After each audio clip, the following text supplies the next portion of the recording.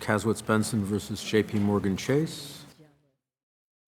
And we're delighted to be joined by our colleague, Justice Aricia, for this appeal. Counsel? Good afternoon, Your Honor. Excuse me. May it please the Court. The Appellate Division gave 3 reasons why JPMorgan could not challenge the basis for the Dakota's claimed attorney's fee lien.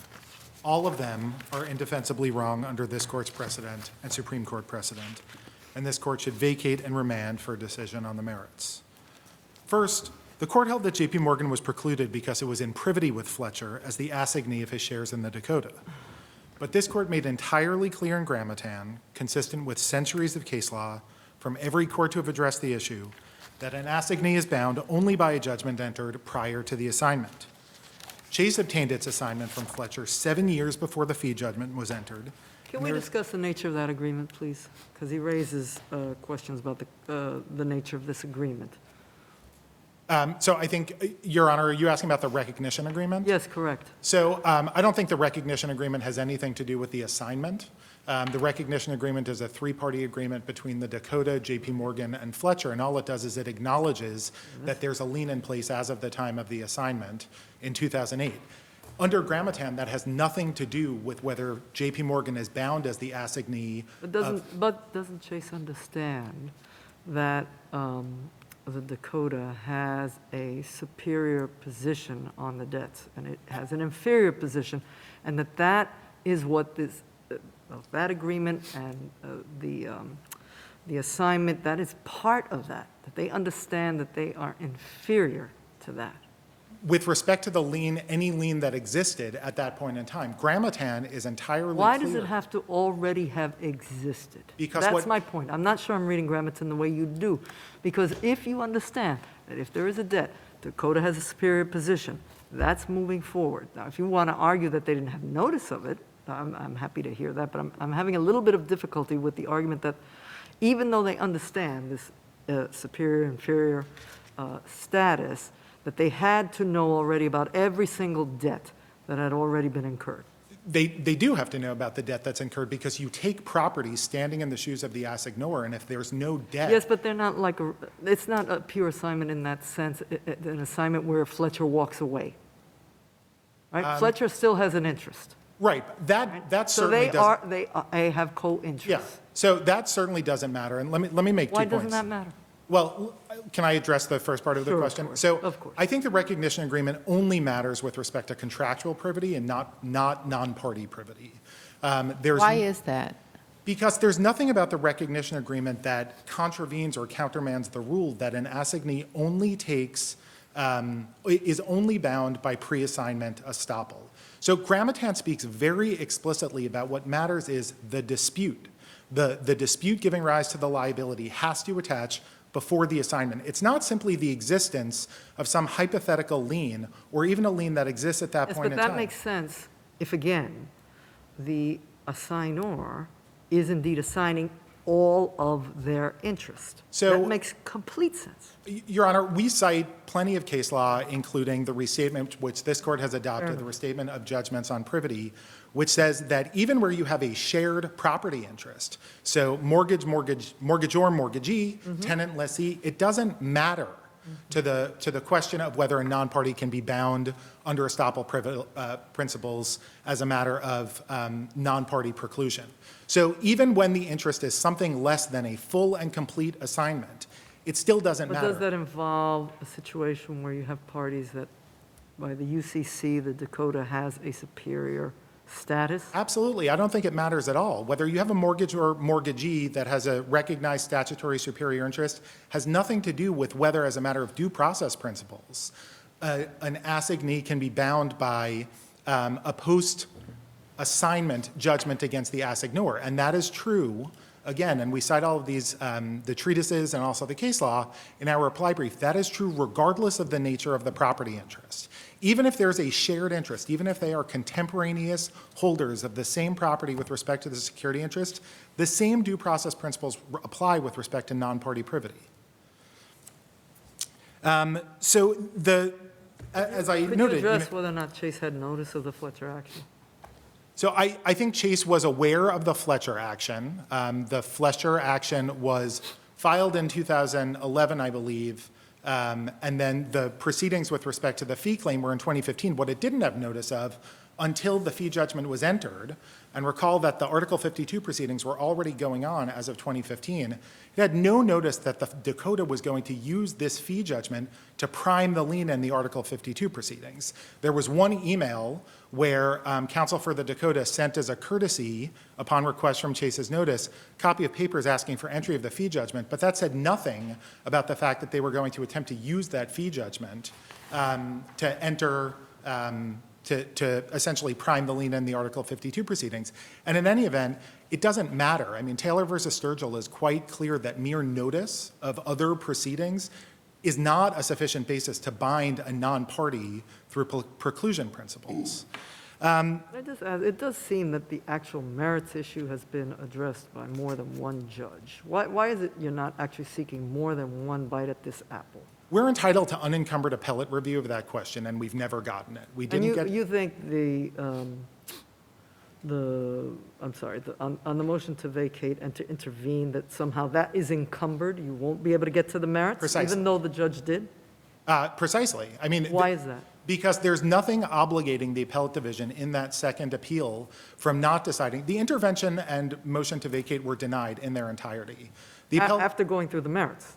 Not on a timeliness issue, not for any Correct, reason. but the motion was denied. And so there's nothing stopping the appellate division in this currently pending, not fully yet briefed appeal from saying, no, we deny it, intervention was untimely. No, we deny it, you don't meet the standard for 50-15. You don't think the prior panel indicating that that was your path would be enough to send that signal to bind law of the case? I don't, Your Honor, but I would also say that I think we would be satisfied with a judgment from this court that essentially directed the appellate division in the subsequent proceedings to address that question in the first instance, unencumbered by any of the procedural barriers. All we're asking for here is one unfettered chance at appellate review of a question, which I think is at the very least a close question. I mean, I won't get into the merits unless the court's interested, but the reading of the plain language of the statute, particularly in light of the explanatory note, which is contemporaneous, which was presented contemporaneously and contiguously to the voters on the Dakota shares, makes very clear exactly what the Dakota meant. That's all we're asking for, one clean shot to persuade the appellate division, that, and possibly this court, that we're right on that, and we've just been denied that. And I think the critical point is there is nothing in the appellate division's decision depriving us of that opportunity that is defensible under New York or Supreme Court case law. It gave 3 reasons. Each one is flatly inconsistent with New York and Supreme Court case law. I mentioned the first, which is that JPMorgan was precluded because it's in privity with Fletcher. I think that's entirely clearly wrong under Gramatan. And I think for all of the reasons that the Dakota gives in its answering brief, we address them in our reply brief. There's simply nothing that gives an exception in these circumstances from what is a pretty categorical rule that an assignee only takes. Let me ask you, if Chase actually knew early enough that it could have done something, I take your point that they really didn't know. Okay. Would that matter at all? It doesn't, and I think that's clear from Taylor versus Sturgill. The Supreme Court directly Notice addresses. is insufficient. I'm sorry? That notice on its own is insufficient. Absolutely. Notice on its own is insufficient. The Supreme Court and Taylor discusses. Even in a shared interest situation. Absolutely. I think to answer your question very clearly, I think the shared interest question is immaterial, and I don't think you can aggregate a sort of quasi-privity notion of a shared security interest with what is a constitutionally indefensible, what the Supreme Court calls a virtual representation theory, that merely because you had notice of ongoing proceedings, that you are somehow bound by that judgment.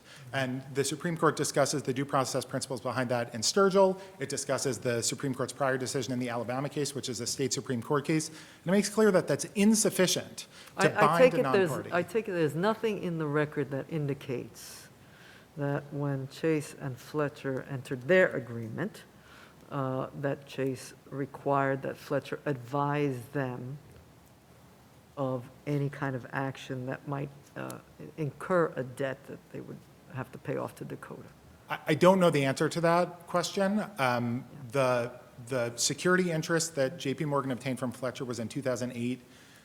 He didn't file the discrimination case until 2011. I honestly don't know when the attempted purchase of the additional shares that gave rise to the 2011 case occurred, so I just don't know if it would have been feasible.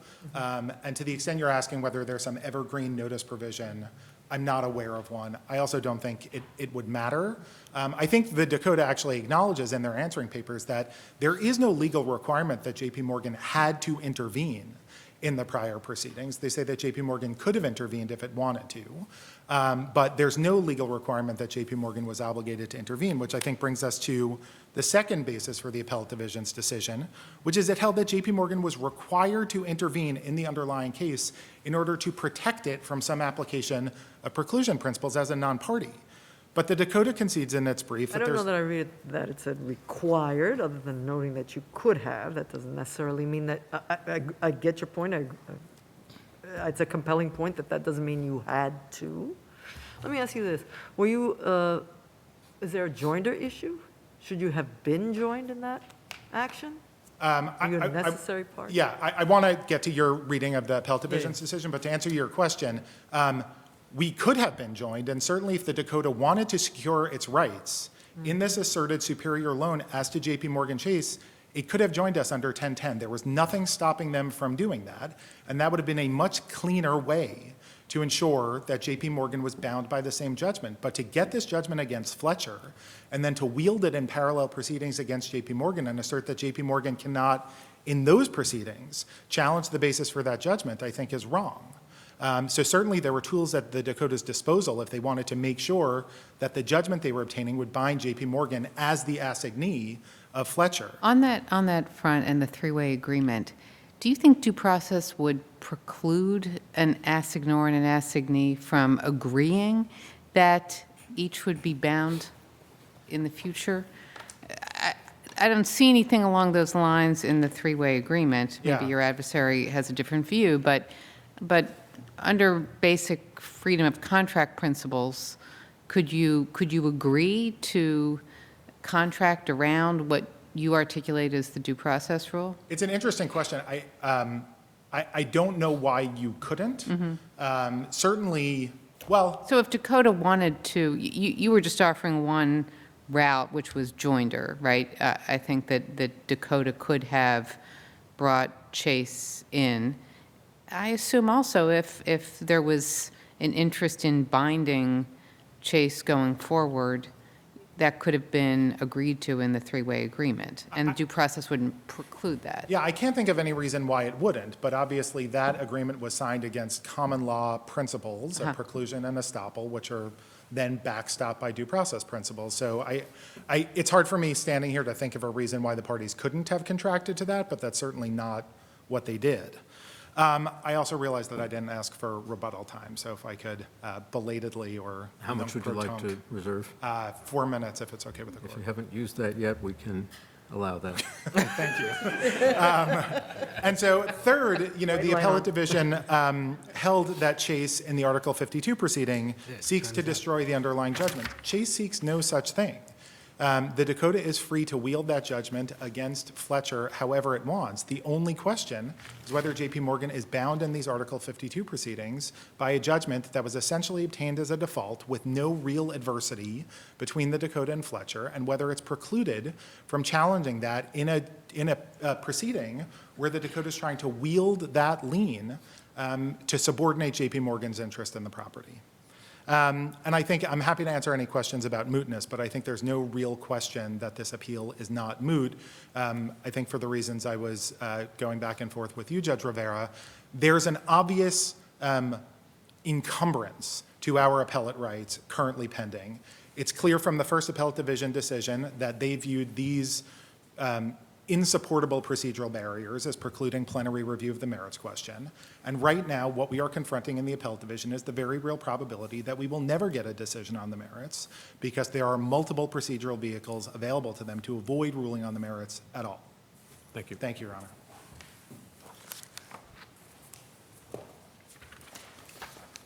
Good afternoon, Your Honors. John Vandertine, Smith, Gambrell, and Russell for Respondent, the Dakota.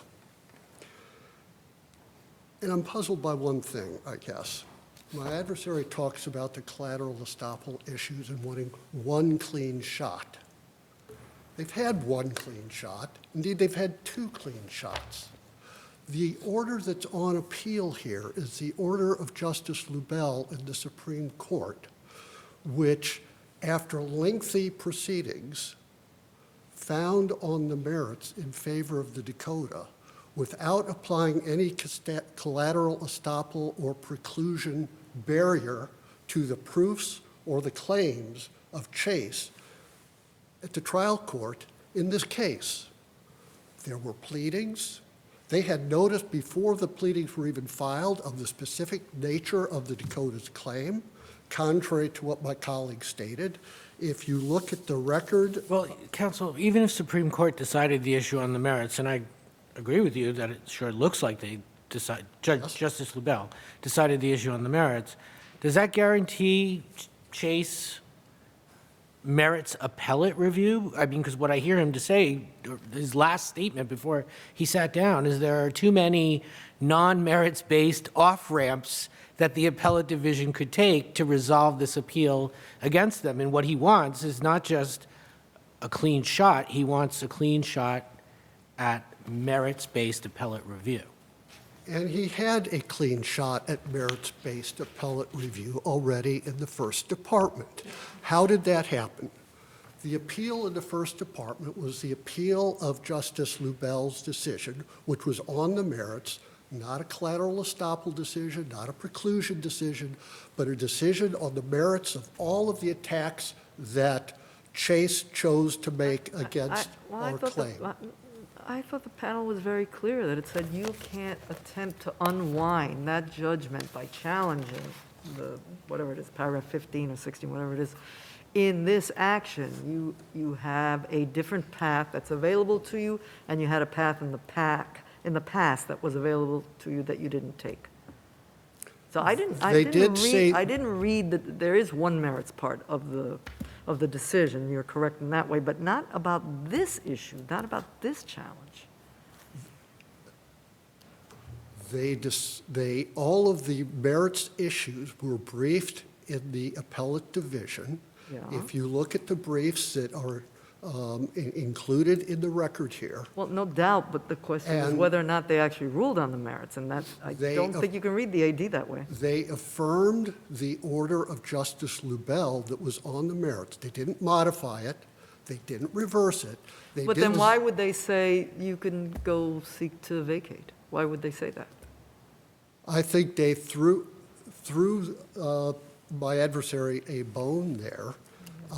Even though they were affirming on the merits Justice Lubell.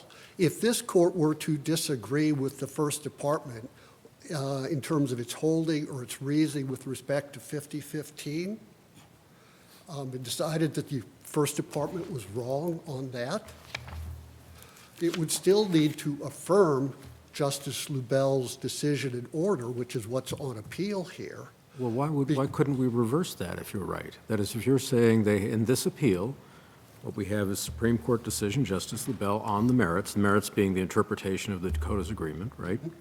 And the appellate division decided that, or had it in front of it, decided something else, but that was raised there. Are you saying that really their clear chance of appellate review is for us to reach the merits here? If you look at what they Can we do that? No, you cannot on the briefs and on the question that they have presented to this court. Their question presented to this court in their brief and their introduction in their brief was solely with respect to the collateral estoppel preclusion rationale of the First Department You mean before us? before you. But In isn't, their brief, in their briefs to us, they did not raise, they did not attack, they did not raise an issue with respect to But- the merits decision But- of Justice Lubell that was affirmed. I'm sorry, Judge Halligan. no, not at all. But isn't that because, maybe I'm missing something, but it seems to me that what the appellate division says is that Chase argues what they argue about their interpretation of paragraph 15th, but the aptiv says this is an impermissible collateral attack on the Dakota's judgment. So I don't see how the appellate division is reaching the merits of the question of how to read paragraph 15th. Do you disagree? I disagree because they affirmed Justice Lubell's They order. Affirmed, did they not, on the grounds that? Yeah, I'm sorry. No. It's And with respect to the priority of the liens in the case. And the other, just, But just, I just want to pin this down if I can. Where in the aptive's opinion do you see the appellate division ruling on the merits of the question of what paragraph 15th means? I would say two places. Okay. One is that, and I know it's kind of a technical procedural appellate issue, but Justice Lubell's order was on the merits. The appellate division affirmed. But they're affirming, are they not, on the alternative ground that it's an impermissible collateral attack? They didn't say that. They didn't modify. Say, however, it's an impermissible. And in addition, I'm sorry, I Go ahead. don't mean to step on your sentences. And in addition, I believe I'm quoting it correctly, but the appellate division decision says, unless the Article 2, 15th doesn't mean what it clearly says, the Dakota was entitled to its fees here. Counsel, And if you then- could just back this conversation up a little, because I was under the impression, I saw those words too, from the appellate division, that this claim was an impermissible collateral attack on the Fletcher judgment. I took that to be a collateral estoppel bar. And I think I hear you saying that's not at all what it is. So can you tell me what it is? I think that the First Department viewed there being a bar, but that it did not disagree with Justice Lubell's decision on the merits of every issue that Chase Isn't- had raised with respect to. Aren't those mutually exclusive, counsel? I mean, if I'm barred from reaching the merits, then I can't also, I think, lay down a holding on the merits. But the appellate division did address, as Judge Rivera noted, certain aspects of the merits. They didn't view it as being a total bar. They affirmed Justice Lubell and then said could have also been barred and should have gone to 50-15. Now, if one goes to the collateral estoppel issue on the merits, the other issue I want to note is that this court does not review constitutional issues that were not raised below. There was no litigation of the due process issues below. This was first surfaced on this appeal. So to the extent that there are due process issues, that they're not properly before this court for review. Wouldn't that be because it doesn't arise until the appellate division says you're foreclosed No, here because, from trying to No, address the merits? because, Let's say we disagree with your reading of the appellate division, and we think they did not address the merits, because I think they addressed the merits on a different claim, not this claim. So on this claim, if we disagree with you and say they didn't address the merits, isn't now their opportunity to argue, oh, having said that, having rendered that decision, that would violate my due process rights? They would raise that to us. the issue of collateral estoppel Yes. was litigated before Justice Lubell, but Justice Lubell did not base his decision on it. They did not say at that time that application of collateral estoppel would be a due process violation. So it was not raised either before Justice Lubell or in the First Department. It was only raised to this court. By the way, if you're correct in your reading about the appellate division decision here, why is Justice Bluff in the motion to vacate and to intervene addressing it anew? Wouldn't she be bound by the merits decision? We suggested that she should be in our opposition to their belated 50-15 application last year. She did not rule on that basis, and she instead again addressed the merits. Yeah, may I And ask so- you, what is your view of counsel's claim that even though Justice Bluff addressed the merits and denied their motion, that on appeal, I know that stayed, on appeal, appellate division could very well decide that she should not have addressed the merits. And then they'll never have a decision on the merits. Again, assume for the purposes of this question that we disagree with your reading of the appellate division decision order here regarding whether or not it addressed the merits. That might then make it ripe to decide that issue as to whether the appellate division was correct with respect to that. If they reversed her and said you shouldn't have decided this, it's barred by the prior proceedings or the other decision. But to anticipate that now and try to speculate on that, I think would be error for this court. So you're or saying would- then or we would be should a mistake affirm for this here, court. let that proceed. If then the appellate division doesn't address the merits, they can appeal that and argue to us that that violates their due process. They can, but let's recall, though, that they want, they claim they want they want to be Yes. heard on the merits of their claim. Yes. They've At the been- appellate level. That's their issue. So they are being heard on the merits of their claim at the appellate level by this court. I don't believe that the court needs to reach that issue for the reasons I've discussed. But let me address why they're wrong on the estoppel issue, okay? And I say that with the prefatory statement that they've had one, if not two, full hearings on the merits.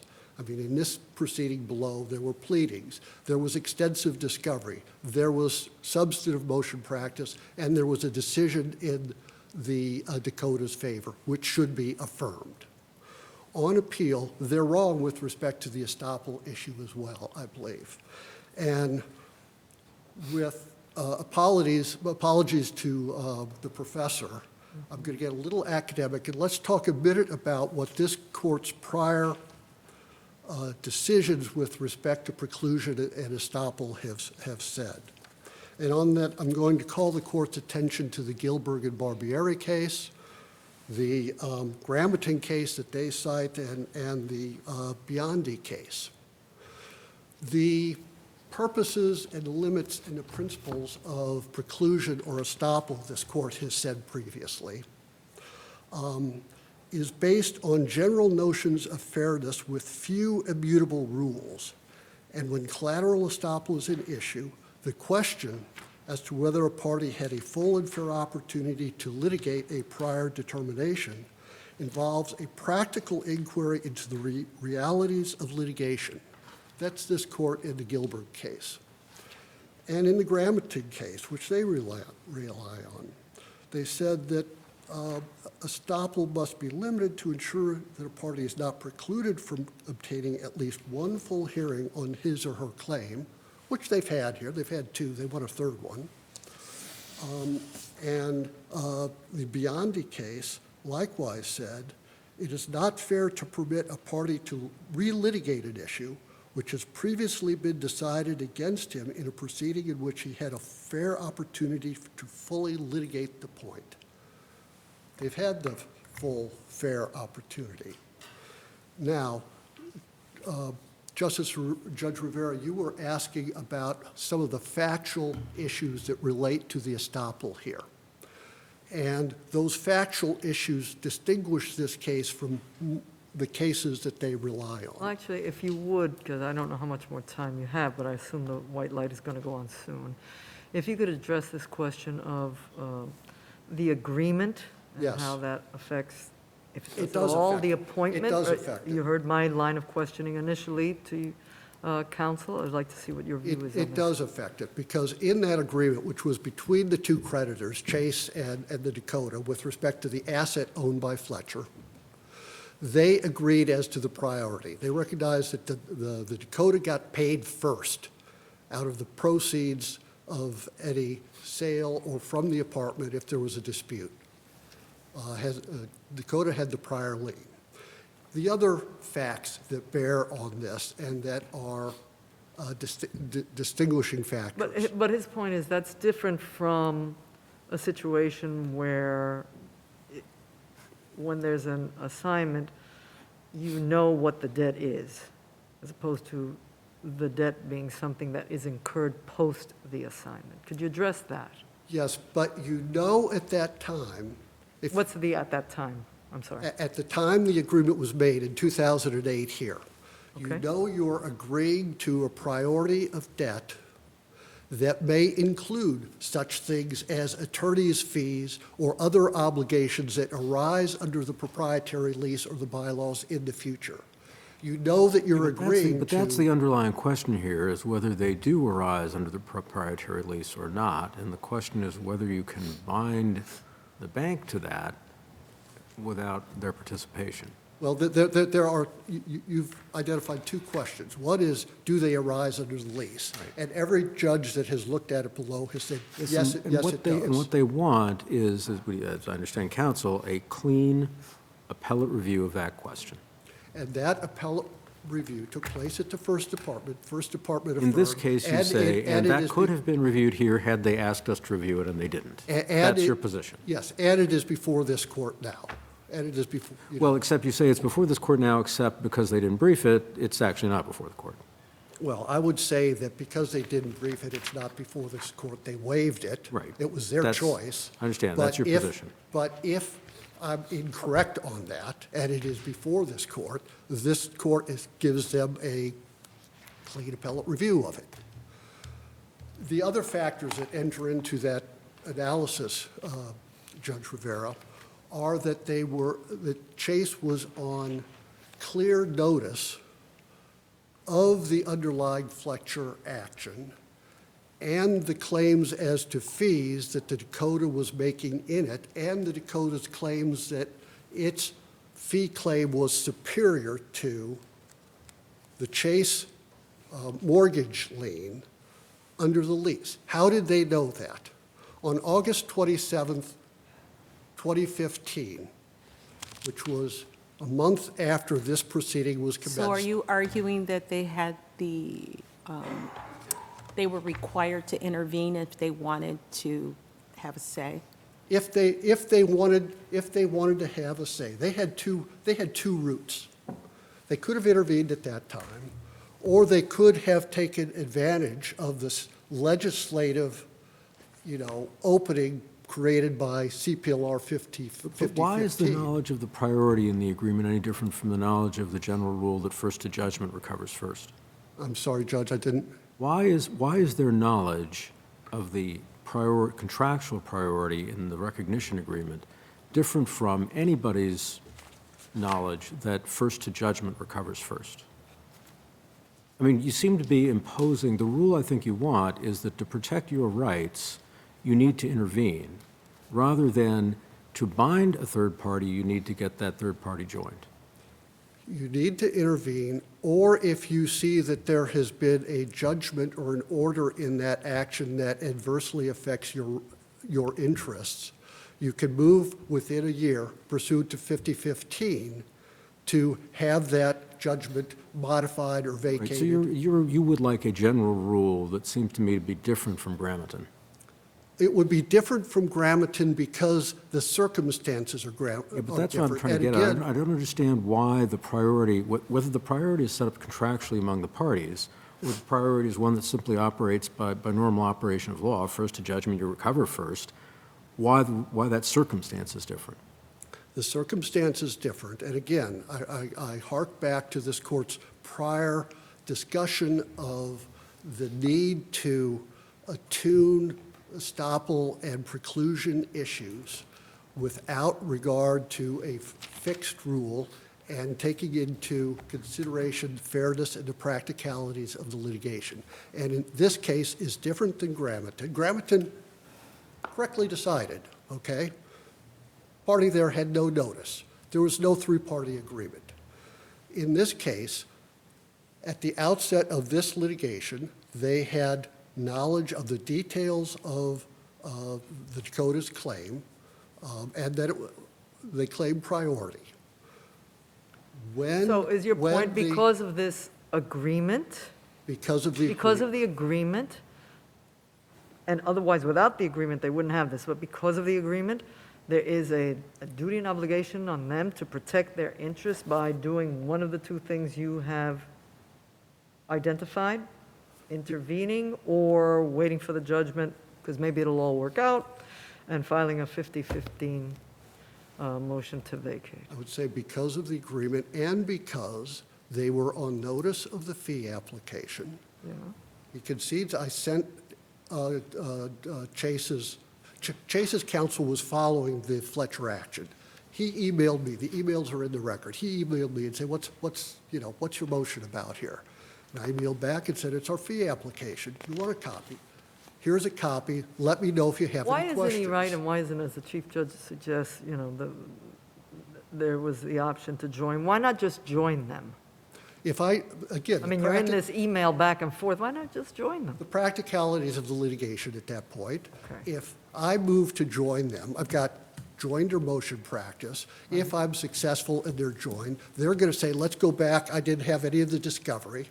Let's dig back into discovery. Let's have a dismissal motion with respect to your claim.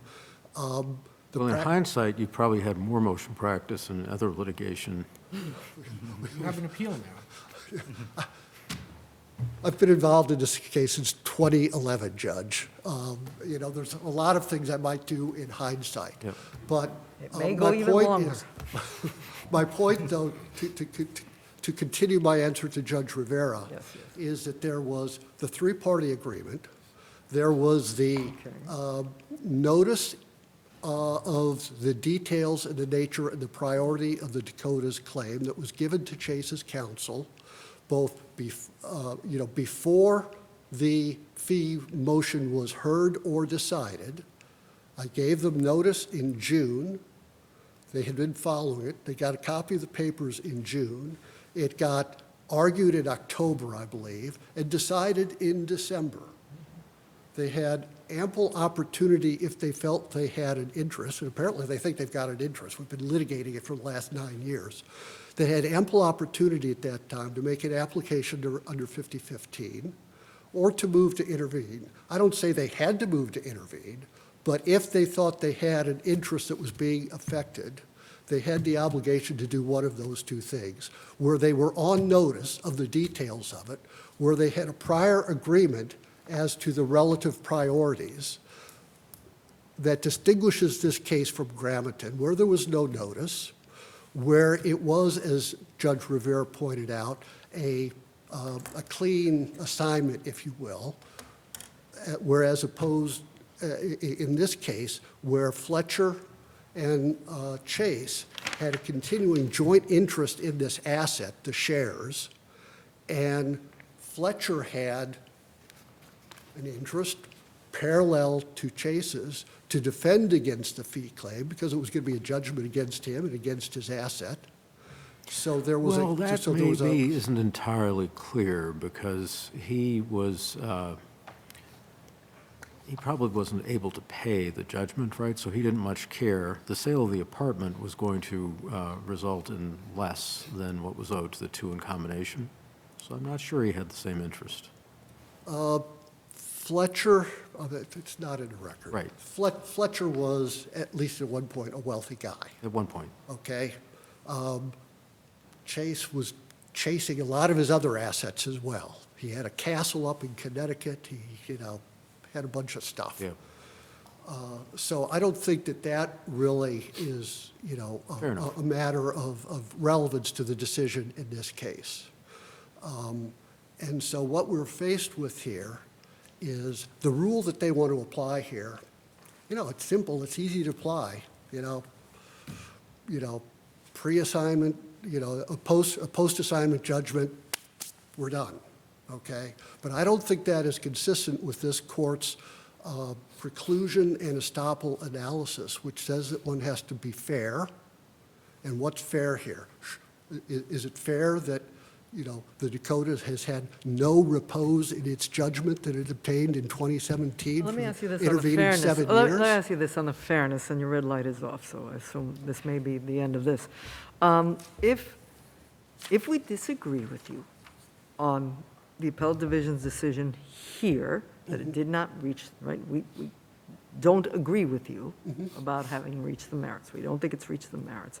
Is it then fair that they not have their one appellate consideration of the merits? No, if this court disagreed with the appellate division's analysis, Yes. what would be fair Yes. is to address the merits that Justice Lubell addressed. That's the decision that you're reviewing. His decision was correct on the merits, and they haven't challenged it on the merits. But to address that and issue an order and decision that affirms. But we don't usually do that, right? If we think the certainly merits can. should be addressed, it wouldn't be fair otherwise, wouldn't we send it back to the panel and say, address the merits, you should have addressed it here? But that could be done. Are the But- merits, but what are the you would merits do just a is- pure question of law? Sorry, right in front of you. Are the merits just a pure question of law, or is there any fact-finding required? Well, there was fact-finding involved by Right. Justice Lubell on the summary judgment. I mean, he had to make findings of lack of a material, factual dispute. But you would, affirm the order while rejecting the appellate division's rationale, if you will, in holding, and affirm for the reasons stated on the order below, with whatever, analysis of those reasons that this court chose to include. That's what would be fair. That's what would put an end to this litigation. Otherwise, we'll see it in a year after we take another trip to the First Department. Thank you, you. judges. Thanks, Your Honor, and I'm very happy to keep this short. Judge Rivera, on the reading of Grammaton, I would just direct the court to, I only have the Northeast Reporter citations. It's 386 Northeastern Reporter 2nd at 1332. It makes very clear that an assignee is deemed to be in privity with the assignor where the action against the assignor is commenced before there was an assignment. In other words, it's not some pre-existing abstract contractual arrangement. It has to be a dispute about the particular encumbrance on the security interest. With respect to the colloquy Your Honor was having with the Dakotas Council, I think it reads a lot into the court's judgment to find that it affirmed on any basis other than collateral estoppel, which is itself a judgment on the merits. I don't think there's any way to read the appellate division's order as vindicating Justice Lubell's reading of paragraph 15 with respect to this particular issue, which is the entitlement to attorney's fees. And finally, with respect to the question of the due process issues, just to be clear, and I think it's clear for the court, we're not raising a freestanding constitutional argument here. I think what Justice Ginsburg said in Taylor versus Sturgill is the due process principles animate and set boundaries on common law collateral estoppel principles, and that's merely all we're saying here, that you need to understand the operation of collateral estoppel against these background principles, which make very clear that ordinarily a non-party is not bound and precluded from making its own argument as to a judgment that's going to bind us. There are exceptions to it, and none of them applies here, and certainly the ones the appellate division identified are incorrectly applied in this case. You agree there's a finding on whether it's, by the appellate division, on whether it's incident to ownership as distinct from whether default is required? Correct. I Okay. think that if you assume the predicate that they are entitled to the fees at all under paragraph 15, I think the appellate division decided the priority question, but it did not reach the underlying question, which of course is the one that we're looking for a merits determination on. Correct, but can you just address what he described as the other two alternatives, or I'll call them alternatives? One is, we should just get to the merits of that issue in this case, see what your thoughts are on that, or make it clear in the writing that the appellate division in the action decided by Bluff, a motion to vacate and to intervene, should not be disposed of for reasons of untimeliness, but rather they should also get to the merits. So take the second one first. Yes. Again, just to be very clear, we're just looking for one clean shot. So if there were some decretal language the court could formulate that made clear to the appellate division in a different appeal that doesn't, of course, arise from the same index number, which may be an issue, that's all we're looking for. Shorn of these inappropriate procedural hurdles that have been thrown in our way as a result of the original appellate division decision, all we want is a merit determination. As to your first question, I think that's an issue for the court's discretion. We offered in our reply brief to provide supplemental briefing on the underlying merits question, which we're of course happy to do. But if the court believes that it can decide the issue in the first instance, that's obviously the court's prerogative. I think the ordinary course is to have at least the appellate division decide that issue on plenary briefing on the merits, which is what happened the first time around. They just didn't reach the issue. Thank you very much. Thank you.